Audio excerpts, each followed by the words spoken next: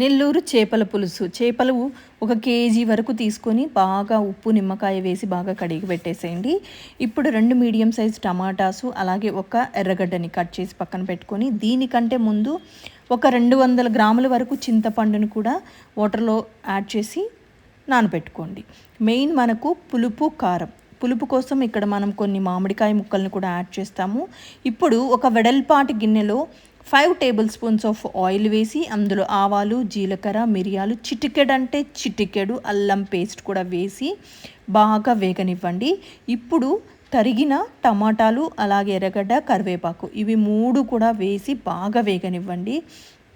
ఇప్పుడేంటంటే చింతపండు రసం తీసి అందులో కొన్ని వాటర్ కూడా యాడ్ చేసుకొని అందులో పోసేసేయండి. ఇప్పుడు చిటికెడు పసుపు, ఉప్పు, సరిపడినంత కారం, సుమారుగా 6 టేబుల్ స్పూన్స్ పడుతుందండి కారము.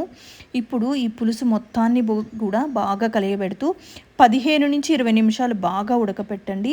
ఈలోపు మనం చిటికెడు మెంతులు, ధనియాలు దోరగా వేయించి పొడి చేసి పక్కన పెట్టుకుందాం. ఎందుకంటే పులుసుకి మంచి గుమగుమలాడే వాసన వస్తుంది. ఈ పులుసు ఉడికిన తర్వాత చేపల ముక్కల్ని ఒక్కొక్కటిగా పులుసులో వేసి 5 నిమిషాలు ఉడికించండి. ఇప్పుడే మామిడికాయ ముక్కల్ని కూడా వేసేద్దాం. మెంతుల పొడి కూడా వేసేసేయండి. ముక్కలు చెదిరిపోకుండా కలియబెట్టుకోవాలి. నెల్లూరు చేపల పులుసు అంటే స్పెషల్ ఏంటి అనంటే మామిడికాయ ముక్కలు. అంతే, చేపల పులుసు రెడీ.